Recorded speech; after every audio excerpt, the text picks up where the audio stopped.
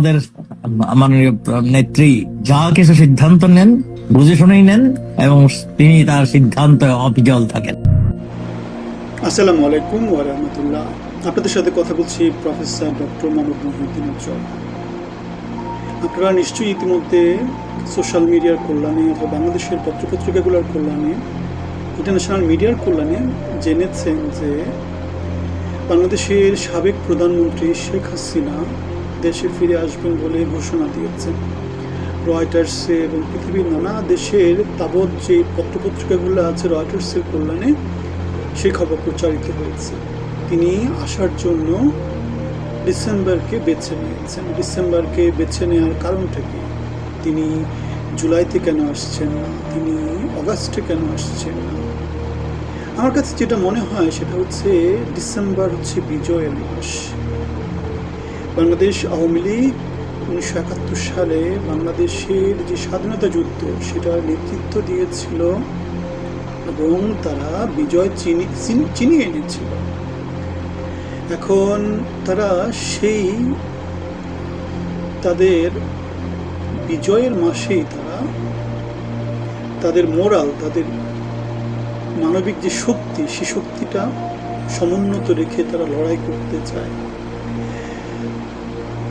শেখ হাসিনা যাওয়ার আগে বলে গিয়েছেন যে তার সরকারের বিরুদ্ধে যে আন্দোলনটা হয়েছে, জুলাইয়ের যে আন্দোলন, সেটা জামাত শিবির করেছে। জামাত শিবির হচ্ছে 71-এর যে মুক্তিযুদ্ধ, সেখানে পরাজিত শক্তি। আর আমরা দেখতে পেয়েছি বাংলাদেশের বর্তমানে যে ফরেন পলিসি, সেটা আমরা দেখতে পাচ্ছি একটু একটু করে পাকিস্তানের দিকে ঝুঁকে পড়তে। তাহলে আমরা দেখতে পাচ্ছি লড়াইটা বাংলাদেশের রাজনৈতিক দলের মধ্যে, কিন্তু পৃথিবীর নানা দেশ এটাতে ইনভলভ আছে।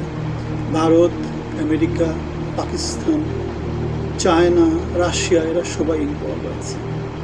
এখন শেখ হাসিনা ডিসেম্বরে ফিরে আসবেন। তার যে স্বরাষ্ট্রমন্ত্রী আসাদুজ্জামান খান কামাল, যিনি আমরা একটা ভিডিও দেখেছিলাম 24-এ, যাত্রাবাড়িতে কোনো এক পুলিশ কর্মকর্তা তাকে বলেছিলেন যে আমরা একজনকেই গুলি করি, একজনই মারা যায়, বাকিরা আর পিছনে ফিরে যায় না, তারাও সামনে আগাতে থাকে, কেউ পিছিয়ে পড়ে না। সে একজনকে গুলি করি, ওই একজনই মারা যায়, বাকিরা সামনে আগাতে থাকে।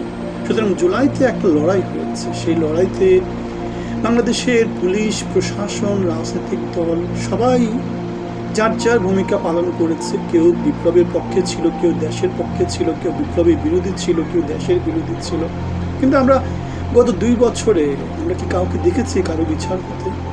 সব বিচারের দায় শেখ হাসিনার উপর পড়ে গেছে। শেখ হাসিনা তো গুলি করেনি, যে গুলি করেছে সরকারি কর্মকর্তা, যার নির্দেশে গুলি হয়েছে, তেমন কাউকে কি চাকরিচ্যুত করা হয়েছে? ম্যাজিস্ট্রেট যাদের নির্দেশে পুলিশ কি করেছে, আইন শৃঙ্খলা রক্ষা করতে গিয়ে গুলি করেছে, সেনাবাহিনী গুলি করেছে, বিডিআর গুলি করেছে, এগুলো তো আমরা দেখতেছি, হামেশাই দেখতেছি।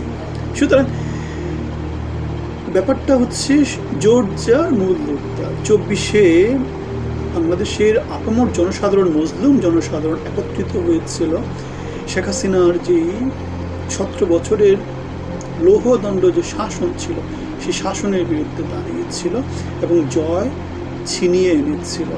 এখন শেখ হাসিনা ডিসেম্বরে বাংলাদেশে ফেরত আসার যে ঘোষণা দিয়েছেন, তার নেতা নেত্রীরা যারা ইন্ডিয়াতে আছে বা সারা পৃথিবীর নানা দেশে ছড়িয়ে ছিটিয়ে আছে, তাদেরকেও তার সাথে আসার তিনি নির্দেশ দিয়েছেন। এখন এই অবস্থায় শেখ হাসিনা আসবেন কি আসবেন না সেটা তখন দেখা যাবে। কিন্তু ডিসেম্বর মাস কেন বেছে নিয়েছে? কারণ ডিসেম্বর মাস তাদের কাছে বিজয়ের মাস। তারা পাকিস্তানের সাথে, ইসলামী শক্তির সাথে লড়াই করে বিজয় ছিনিয়ে এনেছিল। এখন বাংলাদেশে যদি অস্থিতিশীল পরিস্থিতি তৈরি হয়, তখন সেনাবাহিনীকে ক্ষমতা নিতে পারে। সেনাবাহিনী বাংলাদেশে ক্ষমতা নিতে পারে। কেন নিতে পারে? কারণ দেশের সার্বভৌমত্ব রক্ষা করাই হচ্ছে গিয়ে সেনাবাহিনীর কাজ। এখন সেনাবাহিনী সময়ের প্রয়োজনে যা কিছু করতে হবে তাকে সেটা করতে হবে। যেমন 24 জুলাইতে তারা কিন্তু হাসিনার পক্ষে নিয়েছিল, কিন্তু শেষের দিকে তারা তাদের অবস্থান পরিবর্তন করেছিল, শক্তির ভারসাম্যকে তারা রেসপেক্ট করেছিল। তারা দেখেছিল যে বাংলাদেশের জনসাধারণ অথবা জুলাই আন্দোলনে যারা নেতৃত্ব দিয়েছে অথবা সারা পৃথিবীর যে পরাশক্তিরা তাদের যে ভিন্নাস, সে ভিন্নাসে হাসিনা সরকারের প্রতি সমর্থন দিন দিন কমে গিয়েছে। জাতিসংঘ হাসিনা সরকারের উপর থেকে সমর্থন তুলে নিয়েছে। সুতরাং সেনাবাহিনীর অন্য কোনো বিকল্প ছিল না, সেজন্য সেনাবাহিনী তার অবস্থান পরিবর্তন করেছে। এখন ডিসেম্বরে যদি শেখ হাসিনা আসেন, এ ধরনের কথাবার্তা আমরা দেখেছি। 17 বছর বিএনপির তারেক রহমান লন্ডনে ছিলেন, তখন বিএনপির নেতাকর্মীরা স্লোগান দিত, তারেক রহমান আসবে ফিরে বীরের বেশে বাংলাদেশে,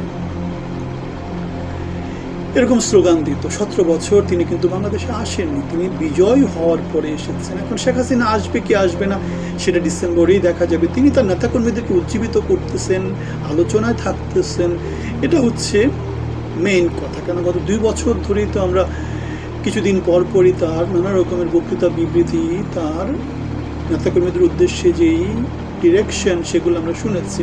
এবং শুনতে শুনতে আমরা মোটামুটি একটা ধারণা পেয়েছি যে দেশের মধ্যে জনমত যদি প্রচণ্ড রকমভাবে আওয়ামী লীগের পক্ষে তৈরি না হয়, অথবা আন্তর্জাতিক অঙ্গনে আওয়ামী লীগের পক্ষে যদি শক্তির বিন্যাসটা নতুন করে তৈরি না হয়, এখনকার মতো বা 24শে জুলাইতে যেমন করেছিল তেমন করে যদি আওয়ামী লীগ ব্যাকফুটে থাকে, তাহলে তিনি আসবেন। তাকে আসতে হলে আন্তর্জাতিক অঙ্গন, দেশীয় অঙ্গন, সব দিক মিলায়ে আওয়ামী লীগকে একটা মোটামুটি অবস্থানে যেতে হবে, যেখান থেকে তারা সংগ্রাম করতে পারে, দেশের মানুষের জন্য রাজনীতির কথা বলতে পারে। এখন বাংলাদেশে যদি আওয়ামী লীগ আসে, যেহেতু বাংলাদেশের রাজনীতিতে অনেক অনেক পরিবর্তন হয়ে গেছে, আওয়ামী লীগ একটা রাজনৈতিক দল, তাদেরকে রাজনীতি কোনো কিছুতে ডাকা হয়নি, তাদেরকে বাদ দিয়ে করা হয়েছে। সুতরাং রাজনৈতিক অঙ্গনে একটা বিরূপ অবস্থা তৈরি হবে। কেন তারা রাজনীতি করে, তাদের রাজনীতির সাথে বর্তমানে যে রাজনীতি, সে রাজনীতি মিলে না, ঐক্যমত তৈরি হয়নি। যেটা হয়েছে আওয়ামী বিরোধী একটা জোট তৈরি হয়েছে, যেখানে বর্তমানে যারা সরকারে আছে, যারা বিরোধী দলে আছে, তারা সবাই মিলে জুলে এক। এখন এই অবস্থায় আওয়ামী লীগকে তার রাস্তা করতে হলে কেউ তো আর এমনি এমনি রাস্তা দিবে না, তাদেরকে ফাইট করে রাস্তাটা তৈরি করতে হবে। তাহলে কি দেখা যাচ্ছে, বাংলাদেশে ডিসেম্বরে যদি আওয়ামী লীগ আসে, যদি রাজনৈতিক অঙ্গনে গঠনমূলক রাজনীতি না হয়, যদি 54 বছরের বাংলাদেশে যেভাবে হয়েছে, যে লাঠি সোটা নিয়ে, লগি বৈঠা নিয়ে, অথবা 24শে জুলাইয়ের মতো করে যেভাবে আন্দোলন সংগ্রাম হয়েছে, গণ অভ্যুত্থান হয়েছে, তেমন অভ্যুত্থান যদি হয়, তাহলে গৃহযুদ্ধের একটা সম্ভাবনা আছে। আমরা 24কে বৈষম্য বিরোধী বলি, এখন আমরা দেখতে পাই যে নতুন একটা বৈষম্য তৈরি হয়েছে, যেখানে বিএনপি এবং জামাত মনা যারা না, তারা সবাই বৈষম্যের শিকার হচ্ছে। বাংলাদেশের কতজন মানুষই বা রাজনৈতিক অঙ্গনে সক্রিয় রাজনীতি করে, কারণ আমরা দেখেছি রাজনীতিতে উপরের দিকে যাওয়া প্রচণ্ড কঠিন একটা ব্যাপার। কেউ কাউকে রাস্তা দেয় না, সুতরাং সুবিধাভোগী অল্প কিছু 500-1000 লোকজন, সে হাসিনার মতো করেই এখন নতুন করে লুটে পুটে বাংলাদেশকে খেয়েছে। যেমন করে ইউনূস এবং তার সমগোত্রীয় লোকেরা 2 বছর বাংলাদেশকে লুটে পুটে খেয়েছে।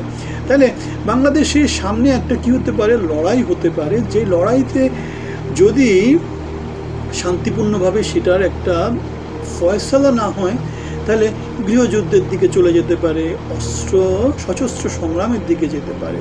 তাহলে আমরা দেখতে পাচ্ছি বাংলাদেশের অভ্যন্তরীণ ইস্যুতে পৃথিবীর নানা দেশ কিন্তু এখন অ্যালাইন হচ্ছে। কেন আওয়ামী লীগের সাথে ভারতের একটা যোগ সাজস ছিল, সেটা দিয়ে তারা 17 বছর বাংলাদেশে আধিপত্য বিস্তার করেছে। এখন জামাত এবং বিএনপির কল্যাণে পাকিস্তান, তুরস্ক, নানা রকম আমেরিকা, তারা বাংলাদেশে আধিপত্য বিস্তার করছে। এখন এই যে 3টা দেশ বললাম আর ভারতের কথা বললাম, এই 3টা দেশ এবং ভারতের সাথে পরাশক্তিদের অ্যালাইনমেন্ট কি হবে? ভারতের সমর্থন নিয়ে বাংলাদেশ আওয়ামী লীগ কি বাংলাদেশে বাকি যে শক্তিগুলোর কথা বললাম, তুরস্ক, তারপরে পাকিস্তান, তারপরে আমেরিকাকে কি তারা তাদের ইন্টারেস্ট থেকে দূরে সরাতে পারবে? যদি না পারে, তাহলে হাসিনা সরকার অথবা তার নেতাকর্মীরা যদি বাংলাদেশে ফেরত আসে, তারা যদি জেল জুলুমের শিকার হয়, অথবা তাদের শক্তি যদি একটু একটু করে তারা অর্জন করতে থাকে জনগণের জন্য কথা বলতে গিয়ে, অথবা নেতাকর্মীদেরকে সংগঠিত করতে গিয়ে, তাহলে যেটা হবে, নতুন একটা শক্তির ভারসাম্য তৈরি হবে। এবং সেই ভারসাম্য শক্তি বাংলাদেশকে স্থিতিশীলতা দিবে? আমরা দেখেছি বাংলাদেশের 54 বছরের ইতিহাসে 17 বছর স্থিতিশীল ছিল। কি জন্য? ফ্যাসিজম দিয়ে স্থিতিশীলতা ছিল। এখন বাংলাদেশের স্থিতিশীল বাংলাদেশ তৈরি করতে হলে সমমানের দুইটা শক্তি থাকতে পারবে না। এটার ঐক্যমতে চলতে হবে, নয়তো ফ্যাসিজম ভিত্তিক শাসনতন্ত্র পরিচালিত করতে হবে।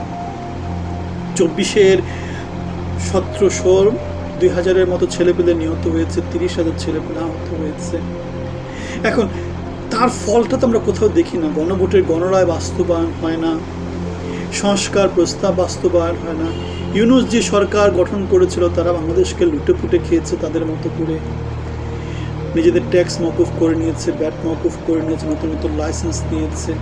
তারেক রহমানের মধ্য দিয়ে নতুন যে রাজনৈতিক দল ক্ষমতায় এসেছে, যে সমস্ত সুবিধাভোগী চক্ররা ক্ষমতায় আসছে, তারা এখন বাংলাদেশকে নতুন করে লুটে পুটে খাচ্ছে।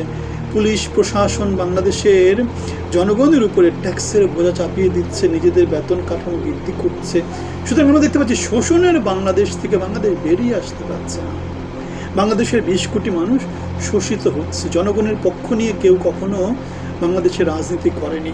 তাহলে বর্তমানে যারা আছে তারা যেমন নিজেদের জন্য রাজনীতি করছে, যারা দেশের বাইরে আছে, যারা ডিসেম্বরে আসবে বলতেছে, তারাও নিজেদের জন্য রাজনীতি করছে।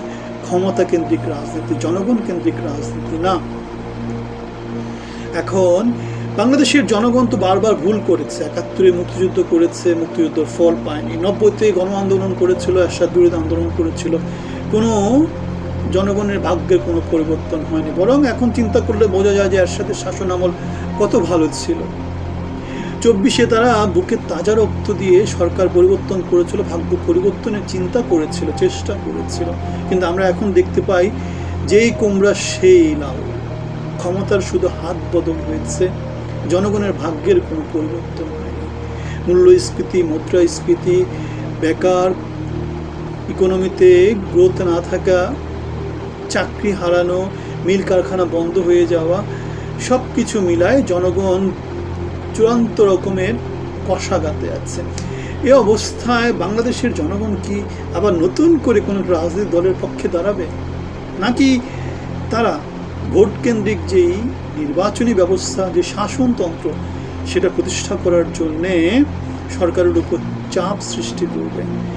24 পরবর্তী যে সংস্কার আলোচনাগুলো আছে সেগুলো বাস্তবায়নের জন্য ঐক্যবদ্ধ হবে, গণভোটের গণরায়কে বাস্তবায়নের জন্য ঐক্যবদ্ধ হবে। আলিবাবা 40 চোরদেরকে না করার এটাই উপযুক্ত সময়। বাংলাদেশের পক্ষ নিয়ে দাঁড়ানোর এটাই উপযুক্ত সময়। সংস্কার, জ্ঞানভিত্তিক সমাজ, উন্নত সমাজ প্রতিষ্ঠা করার জন্য যার যার অবস্থান থেকে আমাদের সবাইকে চেষ্টা করতে হবে। তো সবার জন্য শুভকামনা। আপনারা সবাই ভালো থাকবেন। আসসালামু আলাইকুম ওয়া রাহমাতুল্লাহি ওয়া বারাকাতুহু।